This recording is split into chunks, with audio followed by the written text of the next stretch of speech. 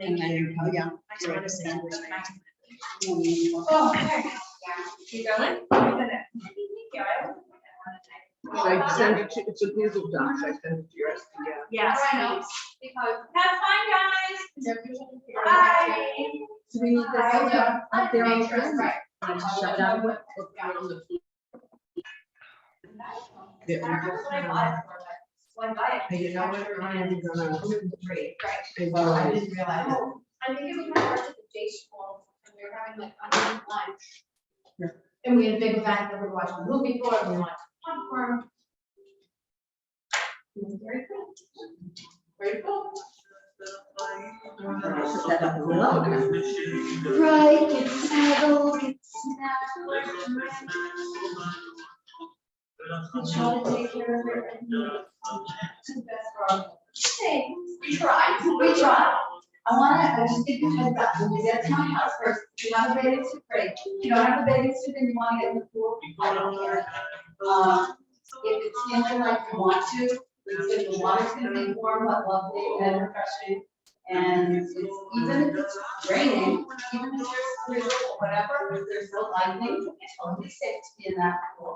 I'll have towels, so you don't have to worry about bringing up wherever you stay. Towels for my pleasure. Yeah, and you're gonna go down the driveway when you get to my house. 49 Central Ave, and go down the driveway right out to the pool area. And if you can remember, that's by the Oh, time. We'll say it again. Around. I'm very, very, very impressed. Hopefully, we're gonna not flood you, but hopefully stimulate and add lots of other than we're Susie's. Right, just saying, you know, want to start with like dinner and play. Absolutely. If anyone has a laundry emergency, you can also leave him down there. But not all we're doing this. But you're gonna actually do it for them? I will do it for them. If you need, for no bad, I'm happy, it's all in full. Thankfully, I use a color picture. Because everything's everything, but I only use like Color actually makes things pretty. Oh, yeah, you either put a red shirt and a whole bunch of like. Oh, yeah. Here goes. And David, how are you doing? Hi, David. How are you? Hello. Oh, my goodness, loud and clear also, awesome. I'm so glad you're able to be with us. I appreciate you dealing with me as the problem child and making it work. Thank you so much. You are not the problem child.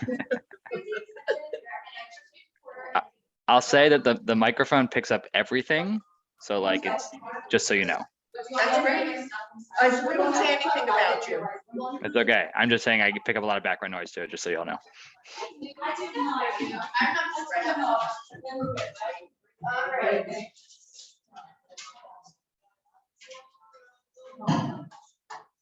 Karen, you're so much taller than I thought that you were going to be.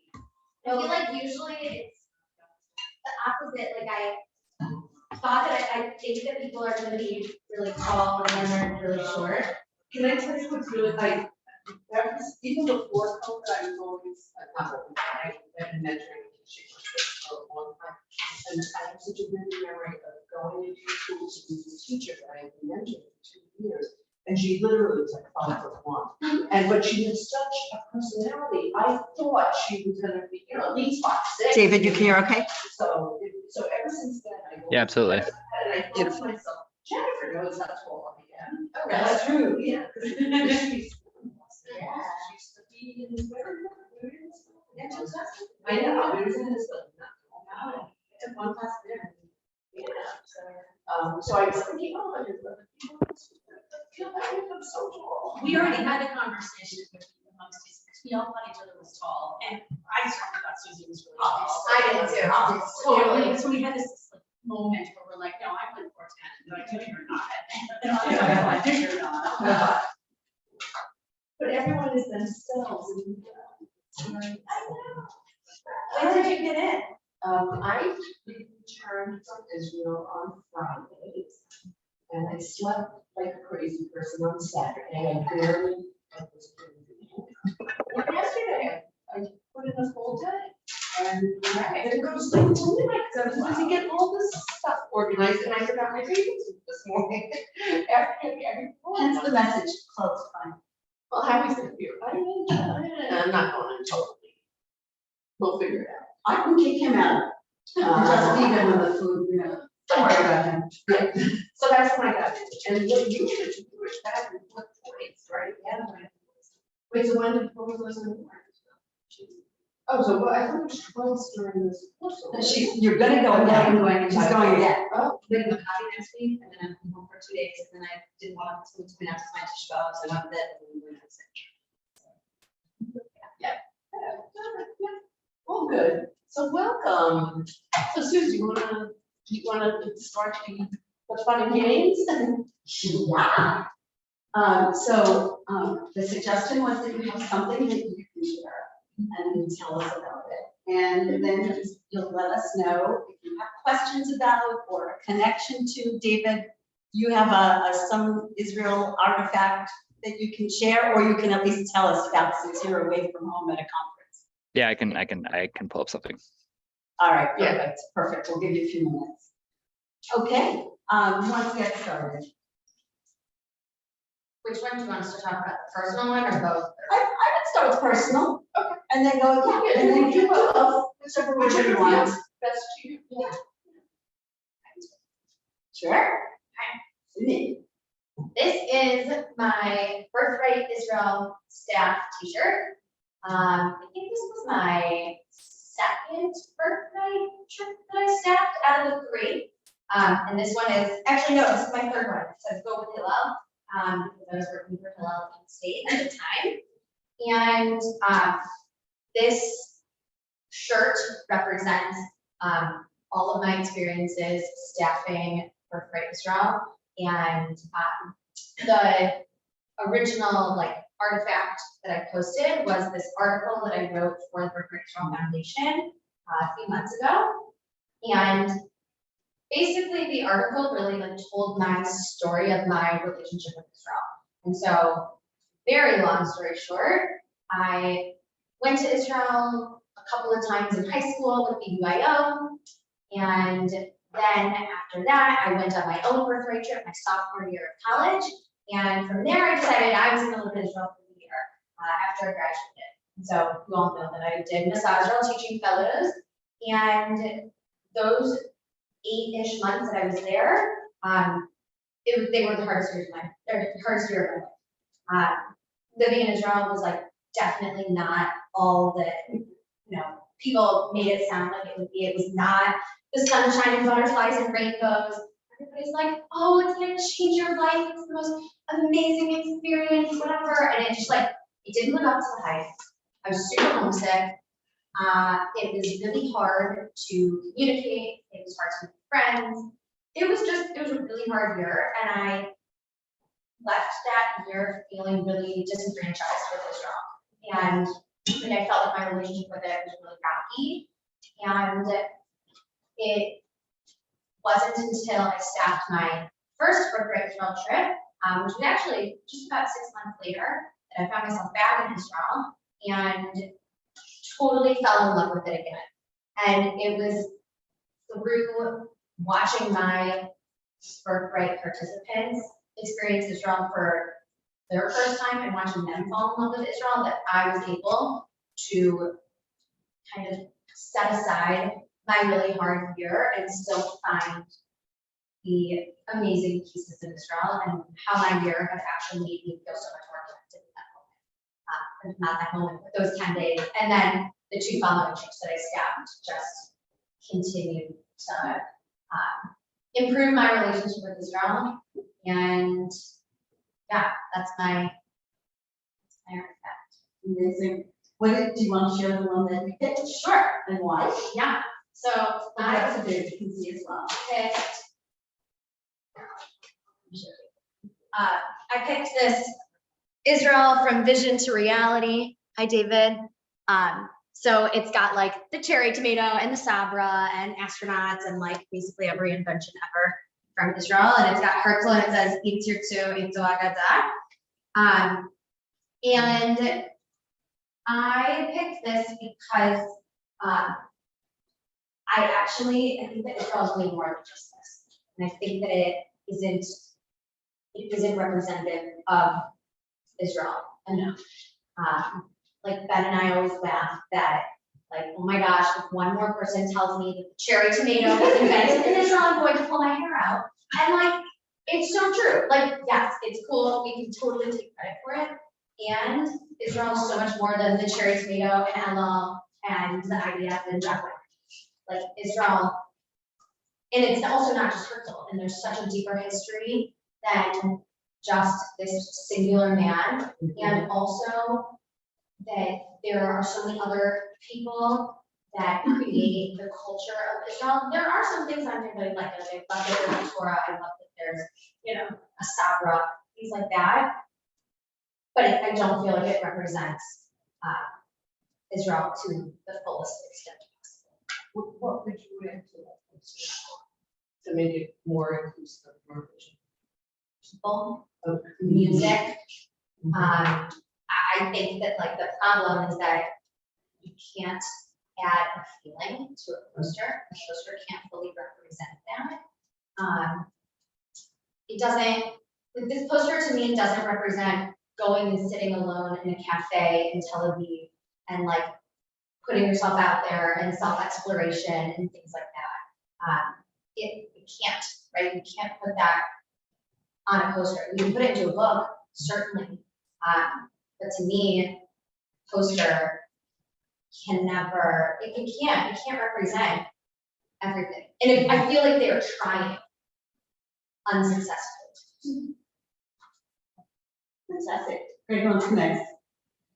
Yes, I'll go next and so my personal artwork that I brought is my journal from my trip to Israel in 1998 that I surprisingly found. And my trip from 98 is more clear in my head now than it was for a long time, because unfortunately one of the members of my trip passed away last year. And he was like a staple to our group.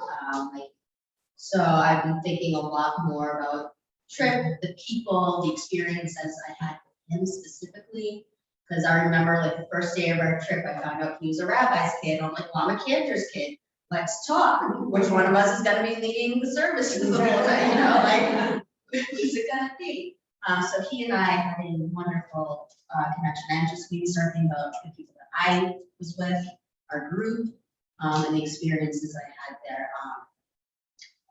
So I brought my journal, and I actually have not read through it. I'm very curious as to what I wrote. I don't know how much I focused on the sites itself or how much I focused on what I was doing with my friends. I can't remember, but I'm very much looking forward to reading through this again. Was that your first trip to Israel? That was not my first trip to Israel. Was in 87 or 88. I went with the temple trip with the temple. It was led by Rabbi Morheim, and Vicky. I remember specific things very distinctly from that trip, like flipping my father off at the hotel. I was 5. As a 5-year-old. Yeah, I was 5. I didn't want to take him in a picture, and he insisted, so I flipped him off, not knowing what I was doing probably. And I do also specifically remember him trying to wake me up for a tour. That was such a good. And he so loved you. Oh my God, I had wrapped. I was wrapped. So no, that was the first time. But I was 5, so it wasn't as meaningful. I didn't get, it was more like, oh, what are we doing? But I do remember like sitting on the bus, singing songs with Vicky Morheim and everything like that. So my family was there, my aunt and uncle were there, my grandparents were there. So that was also it was meaningful to be with my family there. But the trip itself, like remembering the touring and stuff, less. I remember less. And then I staffed again, Wide Eye in Delapan in 2005. So that's the last time. When we talk about Israel trips, and people say, oh, I had an Israel trip in 8th grade. or I did my Israel trip as a junior in high school. Every Israel trip is completely different. So it's the more. Right, so I was 5, then I was 16, Mhm. and then I was in 2005, I was in my 20s. So we bring a different self to Israel and we see Israel differently. Yeah, so I definitely saw it through 3 different lenses, those 3 times I went. Very different each time. And then I chose the poster, I'll show you David State. I picked, and I really like the saying, it's a challenge to be Jewish. I picked this, and it says it's a challenge to be Jewish. They're repelling. That was one of my favorite activities that we did. So I chose this specifically because it says it's a challenge to be Jewish, which it very much is. I mean, we have always been the victims of persecution and anti-Semitism. And personally, I love teaching my students about that stuff, and I try to instill in my students that not to be afraid to be Jewish, not to fear their Judaism, no matter where they are. It's some people are very open, accepting to our religion, many are not. And they don't understand our traditions, our customs, our barbaric customs, so I don't know, just that phrase, it's just a challenge to be Jewish. And Sydney, you had the challenges you talked about in your essay from that year. And you did no supper fight. There are challenges also with immigration, finding our own place and our own, feeling where we're comfortable, because there's really so many different things. Beautiful. Sure. So I got the email after I was already here, so I just brought what I have. If I was gonna bring something, I probably would have brought jewelry or my big, huge silver dish candlesticks that I got in some Israeli supermarket. They're so beautiful. But I did it. So this is what I did bring, this ratty little purse that I brought. So let me just tell you, so the first time I went to Israel was 2003, and then the only other time I went was 2018. So when I went in 2003, it was sort of a crossroads in my life where I was making a decision, moving back towards, I hadn't really been involved or interacting with my Judaism very much for most of my adult life, and I was making a return to that. And that trip was sort of the culmination of that, and it also was the end of my marriage. So that was sort of an interesting point. But when I went back in 2018, I went back as a professional Jewish educator. And it was just the most healing and restorative time. It was way more meaningful even than the first time, which was like, oh my God, I'm in Israel. So this is a ratty little purse that I pretty much bring everywhere with me. It's this with me. And also this, I got in Machane Yehuda. So both of them were sort of representative. I was a little bit unprepared and had no way to carry my stuff around. So this is my purse. I think very, just an Israel scene. I fell madly in love with Israel. I keep wondering what I can do for a career that will bring me back on a regular basis, and dying to go back. I would love to do a role on there. The thing that I chose is, I don't know if you really, do you want me to bring this close to it? It's basically Atlas of the Arab-Israeli conflict is the book. And the reason why I chose this is because I have, my experience with Israel has always been very rah-rah, pro. I love Israel. Israel's perfect. It's wonderful. What do you mean there's conflict? What do you mean that they're not good to other people? Of course they are. They're Jews. And we're wonderful. And of course we're good to everybody. And I live in a really, Eugene, Oregon is kind of like Berkeley, California. It's extremely progressive and left, and which I am, all of those things. But even amongst the Jewish community, Israel is a really hotly debated topic. And when I went in 2018, and every Israel class we've had so far, my goal has always been, I want to find some kind of balance in my understanding and my belief system, because I feel like I'm in denial that there's conflict, and that, that we're in any, we as in the Jewish Israeli side have any, I struggle with, wanting to reinforce my own narrative about it. And so I keep thinking, in one of these classes, one of these trips is going to resolve this with me so that I can start so I can understand or have a better narrative. I work, the organization I work for, which is not a Jewish organization, I agree with most of their social stands on things, but they're very, they call it the Holy Land, and they're pro-Palestinian. They won't support any organizations that sell products to the IDF, et cetera. So that's like the one conflict that I have with my job. And so that's why I chose this, is because my desire, which I know is very lofty, is to come to some kind of a balance in my understanding and awareness of the conflict. I just want to, first of all, thank you for sharing that. I really want to collect on that framework that's changing the world now. You see yourself in the story. Yes. You want a narrative. Yes. And I think that's just really powerful. So thank you for sharing that.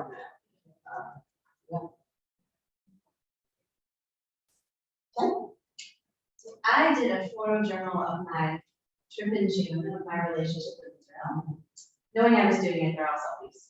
With me pointing at things, so I staged it. So my relationship with Israel. I know there's might be this upside down. Should probably use the Oh, my finger? the right and left key, that's the word. Yeah. Kids showed me that. So when I arrived to Israel, I do have some routines, some rituals that I do. Just figure out how to position it, Oh. maybe so David can also get to see. Oh, well, I can. Do you want me to share with them now? Yes, Yes, I can share with all of them. She will share. exactly, that was just what I was gonna suggest, I pulled it up. Even though we don't have the projector, we can, if one other of us hooks onto Zoom, we can share screen. And then David can see it. Does that make sense, David? Either way. Yeah, feel free to either share it with me, or if Yeah. Jennifer gets on the Zoom and shares screen, I can see it as well then too. What's your email? It's david.heilbronn@hebrewcollege.edu. Oh, right. HEILBRON, right? Correct. HEIL. But do we want it on this computer, or is it everyone okay? Jennifer just turns. Yeah. But later we'll, does everyone have a computer with them or some device? Because later for the final pivotal thing, if we don't have the projector, we definitely need everyone to log on. And I sent you all to the, some Zoom with you. Why don't I have It's not working on this, it's supposed to be finding us affordable. it worked last week? There's always a way, there's always a workaround. There's always a workaround. All right, so David, you have it? Not yet. Is it BRON or BRUN? Yeah.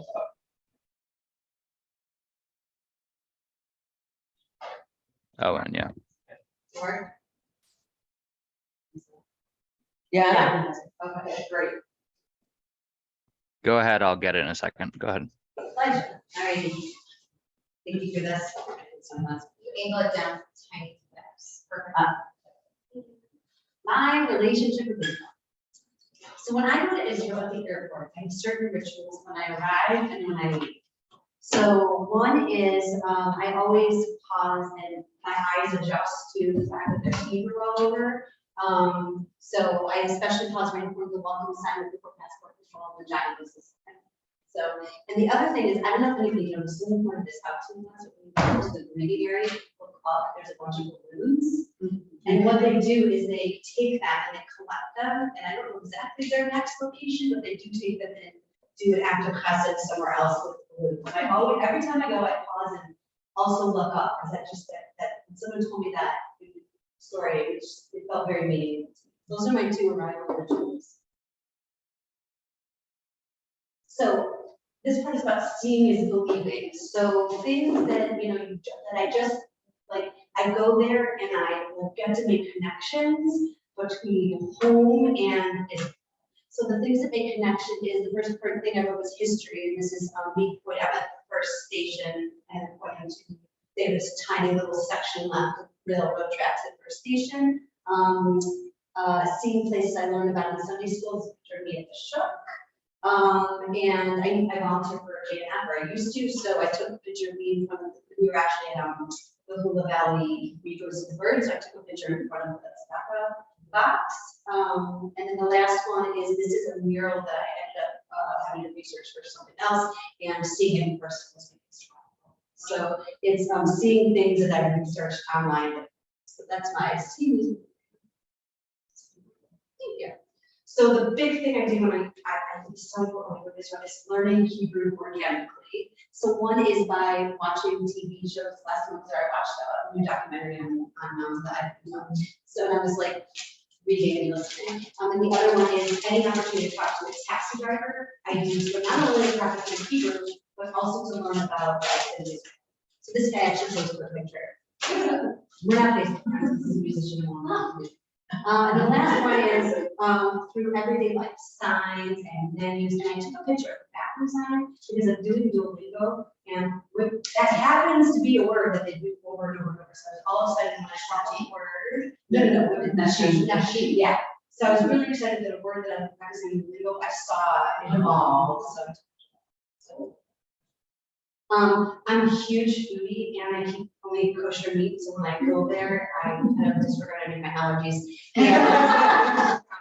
And then I just make sure, like here's the Crave, which is my absolute favorite. Like Crave, it's this kosher, it's kosher restaurant, but they serve non-kosher type food. So like I get every time I go there. It's a sheep farm cheeseburger with lamb bacon and fries. And then McDonald's. That's a big one. So that's a huge one. So it's maybe, so it's like, it's not Big cheese, Oh, potato oh, cheese, yeah. So it's really cool to go to a country where I can buy anywhere, meat. So that's a big deal for me. And the last one is the Canary as my compass. Our partnership together region is, so the Canary is very active in it. When I look at a map, that's the thing that like, that's the first thing I see, the Canary. That's the first thing I look at the map and then I look for everything else that comes my compass. I'm very involved with the School 20 program, where we partner to do it for 10 plus years. And I partner with teachers, our school partners, teachers in Israel. So these are, I met with you in the past that I went when I was there, I visited when I was doing some work last time. So that's a huge part of my relationship connection to Israel. Here is Shoe Talk, my Shoe Talk family. This is where I work in the office. I make the sure to do selfies with everybody. What I did is, I go to a staff meeting once a week. This is actually what I see. I made sure to take a picture of. This is the muralist area, and this is the office. So just to show you like the other end. So this is all. And one huge thing for me is connecting Israel back to my own three children. So when I'm there, I try to take pictures of things and text them back to them so they feel like they're having an experience too. So this is just, I saw a monster. I was in Tiberias on the boardwalk. Took a silly picture. This was some weird looking cotton candy. I took a picture. I don't know if you can see there. And then this was a sign that said like, don't feed the fish. We were at the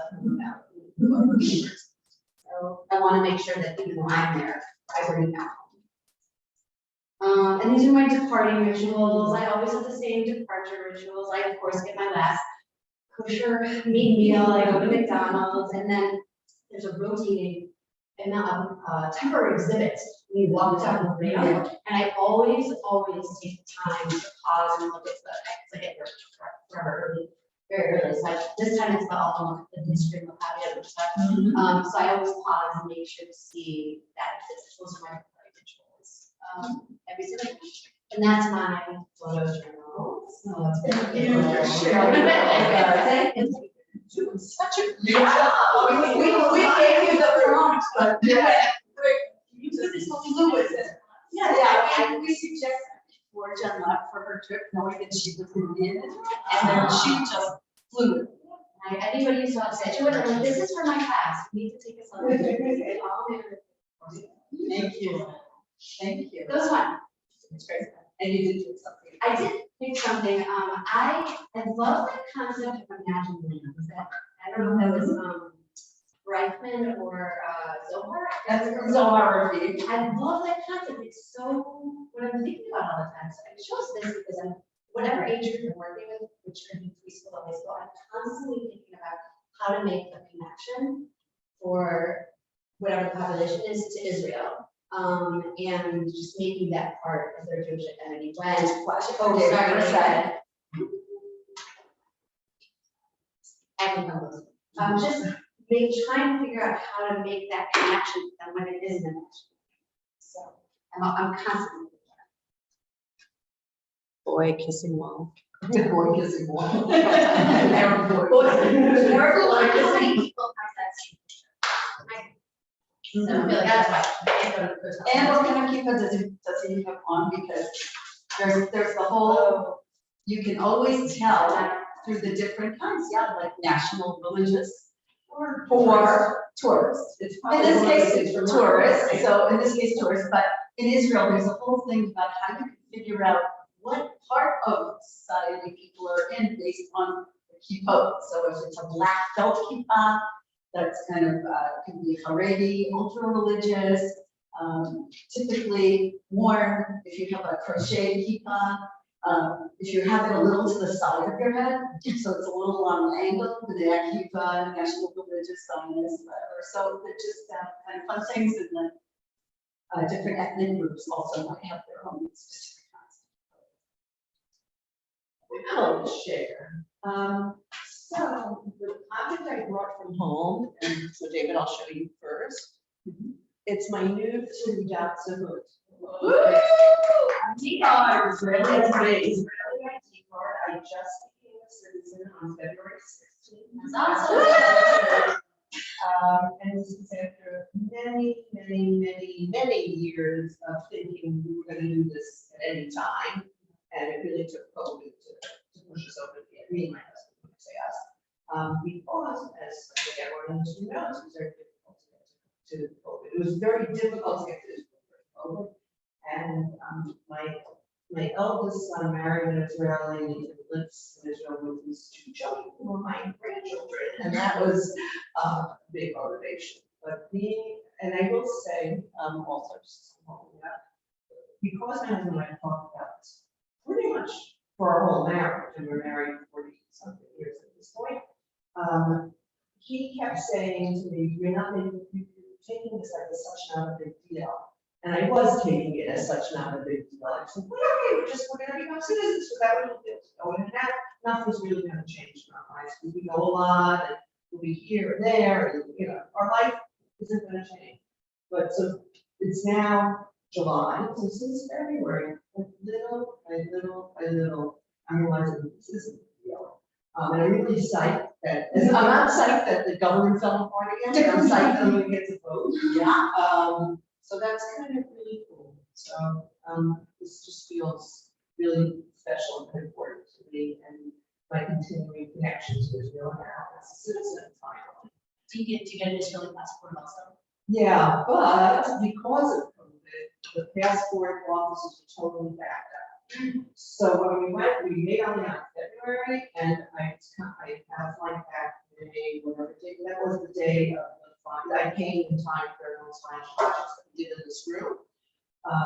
And so at that point, when we first made only on February, I said to them, we need to get a passport immediately to go back to the States in May.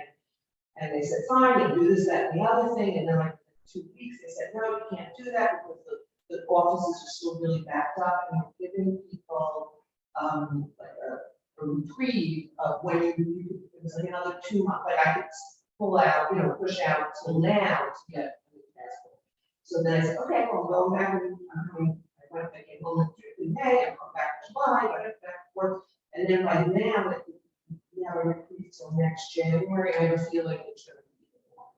So I don't have a passport yet, but it's not because and when I leave the country now, I can't go through the passport line because I don't have an American passport. They don't have Israeli citizens. So I go to the supervisor with my Israeli 2 dots and with my American passport.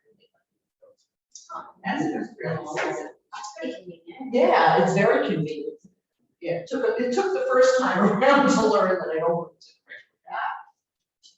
And are they chipped? Is that what I saw? Yes, biometric. That's new. Yes, this That's is super cool. this is biometric, And I can go pretty much anywhere in Israel, just, like zapping it. That's very cool. I'm trying to think where I've been. I mean, I've used it, different things already. The other thing I haven't gotten yet is my Ezrach Batik. Does anyone know what that means? An Ezrach is a citizen, Batik is a veteran, so it's the euphemism for senior citizen. Oh. So I can get Major discounts all over Israel for the basic. Yeah, what's really cool, all my new friends here, in Israel, you become an Ezrach Batik when you're female at 62, and you become an Ezrach Batik as a male at 67. Oh, So I got a 5-year jump on my. Yeah. But yeah, you get all those discounts. So that's the thing I work from home. And then this is the object that I chose as my object, and it's a cartoon-ish thing by Amit Shimoni. Maybe you may recognize. David, you might have seen some of those things at the eye center. Yeah. They favored those. Yeah, so what I love about, what strikes me about it and what struck me today about it is I hope everyone recognizes it's great. It's the four Zionist leaders in the pose of the Beatles forcing on Abbey Road. And it's Dayan and Golda Meir and Ben Gurion and led by Herzl. I'll pass it around. So I love the humor in it. I love the conflation of, my original culture and my new culture, even though I think of Israel as my original culture too. Because I grew up there in a very Zionist home. But I love the humor of it. I think as complex and disappointing and crazy as Israel is, like, I just love seeing humor and, having joy in figuring out how to make sense of visuals. So I'll pass it around. Thank you. David, do you want to go next? Sure, I'm happy to. So If I- glad you were able to join us for this piece. We didn't know, and I know your schedule is evolving, but it's evolving for us in a good way that you're with us more. So we're really happy about that. And I appreciate everyone's understanding and patience with me being on Zoom. I really appreciate it. If I share screen, is it very tiny and no one can actually see it? No, It'll be okay. Yeah, we'll make it full screen when you. Okay, cool. Cool. So the object, actually, I won't share screen, don't even worry about it. Sydney inspired me. The object I brought from home and I happen to have here is also a t-shirt. It's from the Sports Association, from the Flying Disc Association, the Ultimate Frisbee League I used to play in when I lived in Israel. It was like my family was not very Jewish communally connected growing up, and we didn't do anything around Israel. My first trip was Tagalit, and then I came back in college and afterwards. So my Israel experience has always been very, solitary isn't the word, but it's just me. And I found community through playing sports, and it was the full realization of my American identity and what I could bring to Israel and finding that there. So playing Ultimate Frisbee in Hebrew for the first time was fascinating to me, and I loved that part of the culture.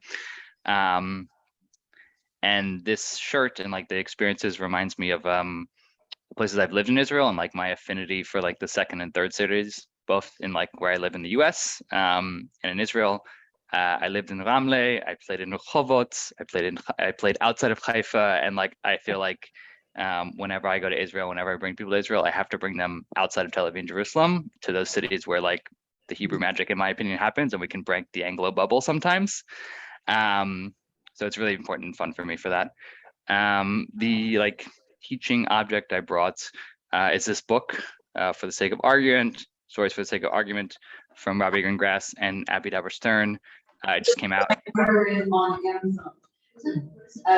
Wait, hold on. He's going to tell us about it. We Wait a may second. even use a story from it, maybe on Thursday. Wait, so show it again, David, Yeah. please. Sure.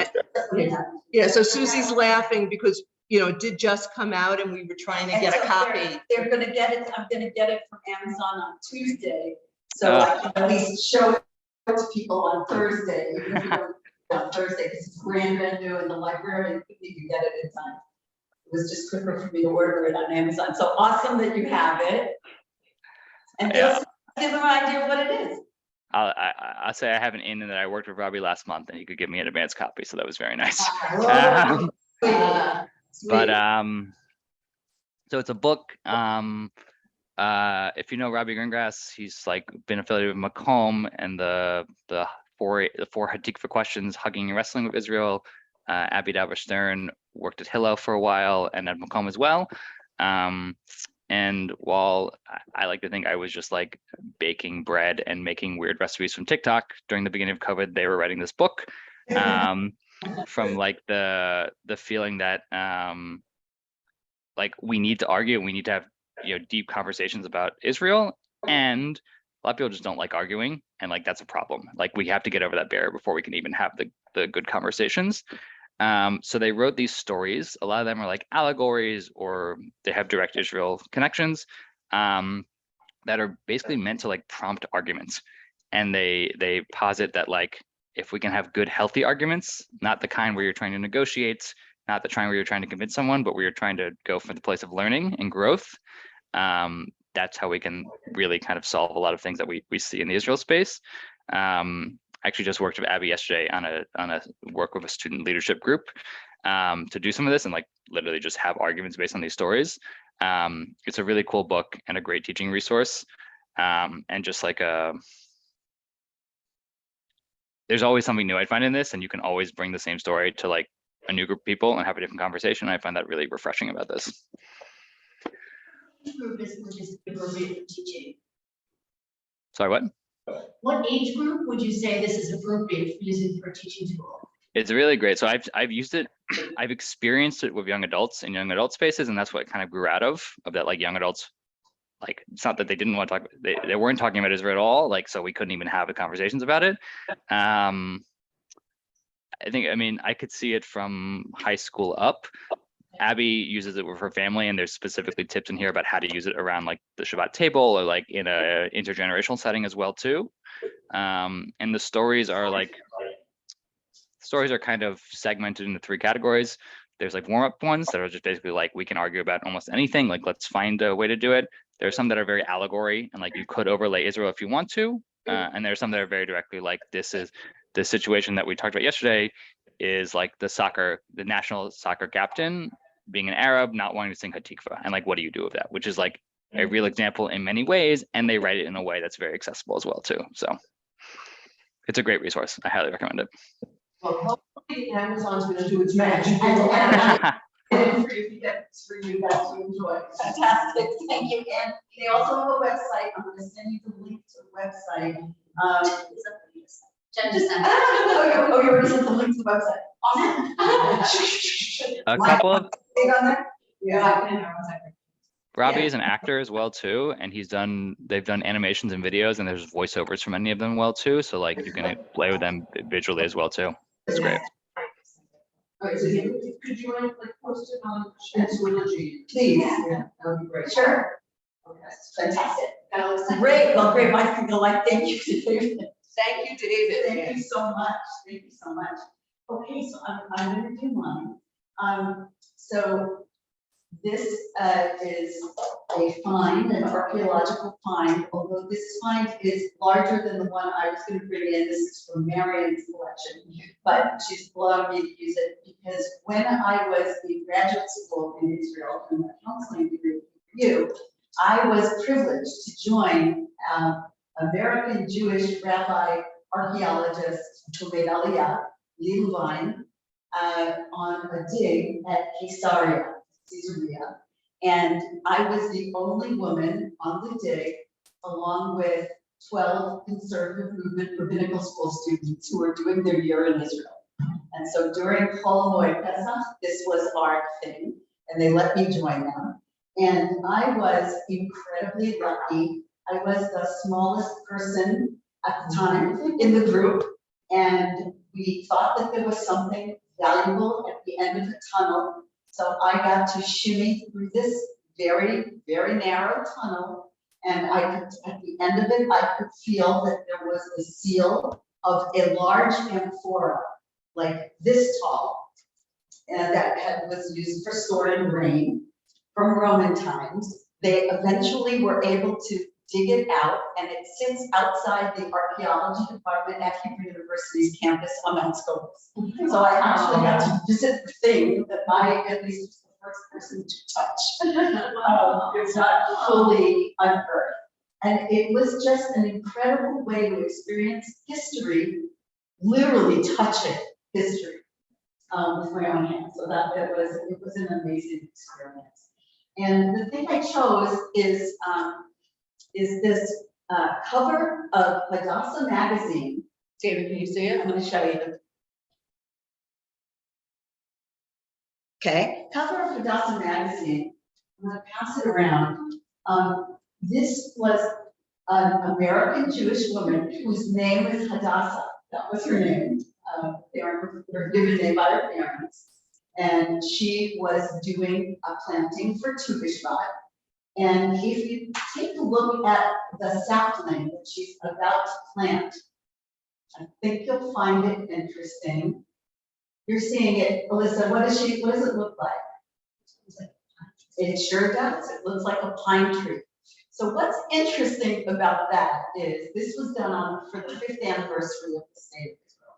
What's interesting about it is why pine trees in Israel?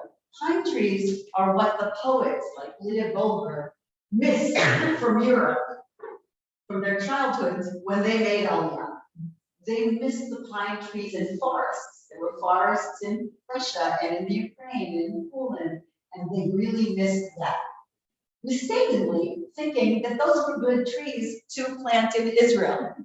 Jewish National Fund has now evolved in a number of ways, and they understand that pine trees aren't really the best choice for the climate in Israel. They had other projects that were equally a little off, like you mentioned visiting the Hula Valley Wildlife Sanctuary, which is one of the amazing places you'll see the migrations of birds twice a year. Amazing, amazing, amazing. Why do they have that reserved now? At first, when the pioneers came, there were terrible problems with disease, like typhoid, like diphtheria, like malaria. So they drained the swamps of the Hula Valley. Then they realized later on that they lost the wildlife of the Hula Valley, and when they had more or less dealt with the issues of mid shots or whatever, and they dealt with the issue of so many people getting sick for the early pioneers, so it's a real problem. They reflooded parts of the Hula Valley, and now there's this magnificent wildlife and sanctuary there. So native species have come back, and birds have come back, and it's truly an amazing experience. If you can, super early in the morning, it's just amazing. So, Jen has done it, and it's a really great experience. So I share that also because we evolve the vision of what should be and how to repopulate and how to replenish the land. The people of Israel also evolve in their ideas of what is good for the land, good for the people, good for the state. Fantastic. Thank you, everybody. So I hope that this exercise this morning, both bringing something that had personal meaning to you, and I know we've been very fortunate in this class that everybody in our class has a relationship with Israel. Often when we've taught this class, and Susie's taught versions of this too. Even public school teachers, 6th to 12th grade public school teachers. Yeah. So it's wonderful that everyone's connection is something really personal. And what is always fascinating to me is even people that have never been to Israel may not know much about Israel, have some connection, which is also why we didn't, but they have some connection because Israel is pervasive in our Western culture and thought and media and all the rest. So I really hope that this was valuable to you both for bringing that personal thing and then also trying to find something that resonated in some way. And we hope that this activity plus many of the activities we're going to do through the week, and obviously many things we've done online already, are sparking for you creativity and thinking about ways to help people in your communities make connections to Israel. So with that said, I'm just curious if anyone has like any lingering questions about this activity, curiosities, wonderings about doing this. And what I'd love also, Susie and I would love is, we're gonna keep much of this up the whole week, so keep looking. Maybe during the week, something else is gonna strike you, maybe you're gonna see something that you didn't know was there at first glance. And certainly over the course of the week, like after we do the workshop with Final Pivot, there may be things you wanna add, literally from your back pocket, or things that you might create during the week that you wanna add to our table of Israel movies to us. So any thoughts, questions? Sure. So when you love this activity or like, and think of ways I can use it, how does it work when, like you said that everyone has a connection to Israel, so we all up at the table, we're able to grab something, make a personal connection to it. What happens when you do it with a group who don't have any context or? So they may not have the object to bring, although I was very surprised to find out how many people did, like a cross from of olive wood that was from Jerusalem, for example, for someone who might be Christian. So they might have that, or water from the Jordan River that people like to use for baptism. People brought those things in. But even when I've done it with parents in a kindergarten class, and the parents have brought things in, sent things in with their kids and created this. It isn't always that they've ever been. Someone brought something, you know, and we also, of course, Marion and I put a lot of stuff out there from our personal collection. So you can see the field, you know, by putting some stuff out, but it is surprising also people who pull stuff from the internet and then they printed out a color photo or something from the news that was an image that they had taken in, or from a movie, or now with Netflix and Amazon Prime showing a lot of Israeli shows. People would actually bring things from one of those shows that they really responded to. My realtor, who is Catholic Hispanic woman in Miami, she is in love with Shtisel. She thought Shtisel, this TV series, which is about ultra Orthodox, which has got some Hebrew and some Yiddish in it. She loved that so much. She's like, when is the next season coming? We need more of that. It's so interesting. And she found ways to relate to it with family dynamics and all the human interest stuff that's in a series like that. So there are many ways. Yeah, and just to say, one thing, I'm pointing across the way, Andover Theological College was on that campus. We did a lot of collaborating with them. I did a couple of sessions for these non-Jewish theological graduate school, theologian graduate students who were about to go on a trip to Israel. And many of them had never been before, but many of them, like Susan said, had postcards from some aunt who went in the 60s or something, right? And things like that. And you know, of course, newspaper articles. So even people that don't feel a personal connection can connect and do connect in many, many ways. Or if people have seen, you know, went to a museum or something, you know, different people have different responses like that.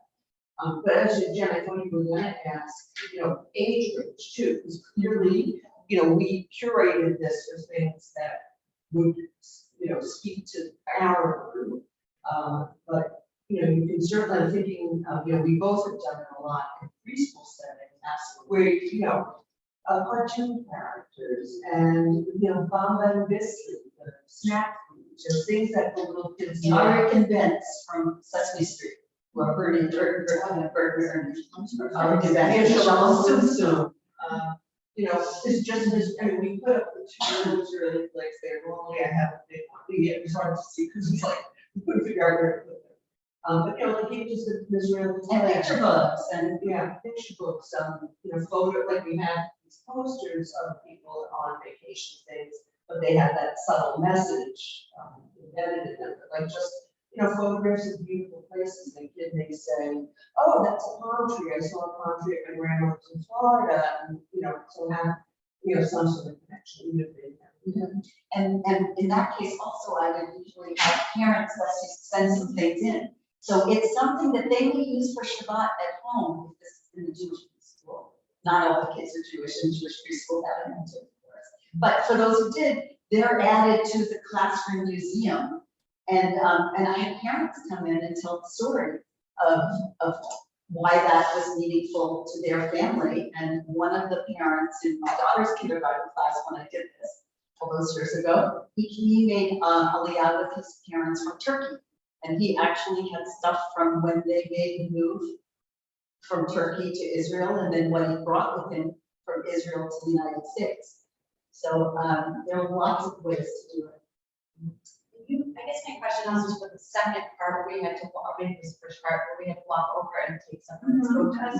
How does that play out if you've never been, or Well, let's then say it- you're using younger kids, especially like a. Well, absolutely. It can also be something you have a question about. The wondering question, which is Like, terrific. what is this? What is this? You know, I, like, they saw a picture of the Dead Sea, like, why are they floating? Yes, exactly. Sort of all the things that we can really actually experience with young children, with floating in the Dead Sea and Dead Sea mud and all of those things, and then doing a dig. Like you talked about a dig in one of your projects, we do an archaeological dig of Israel in a sandbox, using coins and other things for the kids to discover, and then really look at carefully, and there's a lot to explore there.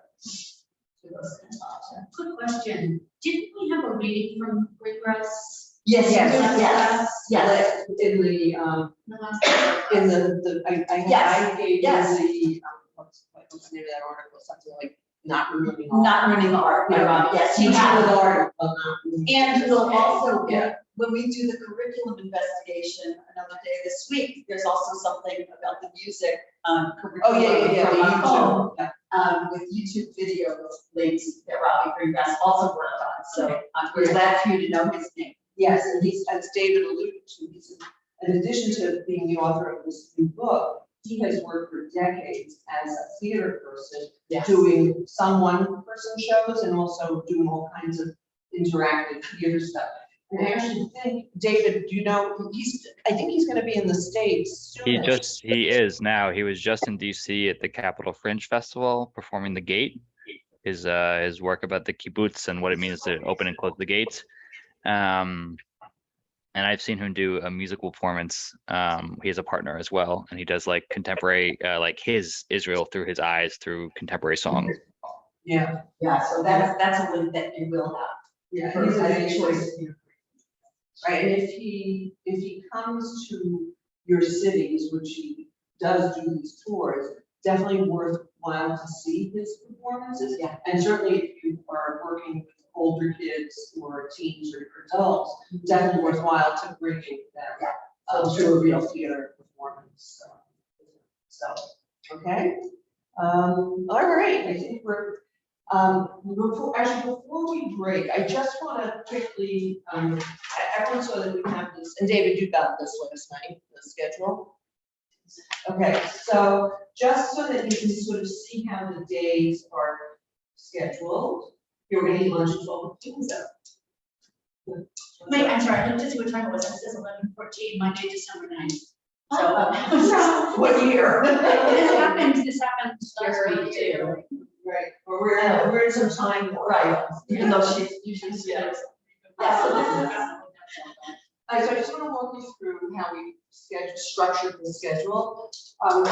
We're gonna have, each of you are doing your Rega Shel Israel, which is your current event story, and I hope you noticed where you are. We tried to space it out so that you didn't go like back to back, and that the topics were somewhat spread out. If you need to switch, just switch with your someone if you want to. No skin off our team, like, but don't get us involved with switching you if you want to switch. So that's the Rega Shel Israel, and then there's the issues in Israeli society through the arts, and that's really just share a small piece that you chose, the short story, or the song, or the chapter in the book, all those things. So that too, see where you land there. And we wanted to make clear that we really are talking about up to 15 minutes each. So if it's a short poem and David's got a poem and he wants us to read it, out loud, and that's part of the 15 minutes, that's great. You've got a whole chapter you're gonna choose from Letters to My Palestinian Neighbor, so it won't be time to have people read the chapter right now, although if you let people know what the chapter is and now they have to look, they can maybe get a chance to read it in the evening one time. But that's why I also had you guys posting the links to whatever story or song you were gonna do for the issues presentation, as well as the link to the article, which you've done. So those appear in the discussion, if you've already gotten to it, 3 out of 5. We're already up as of last night, and more have been added before I went to bed, right before I went to bed. So, which is great. So, just wanted to be clear that you'll think carefully about how you want to use your up to 15 minutes.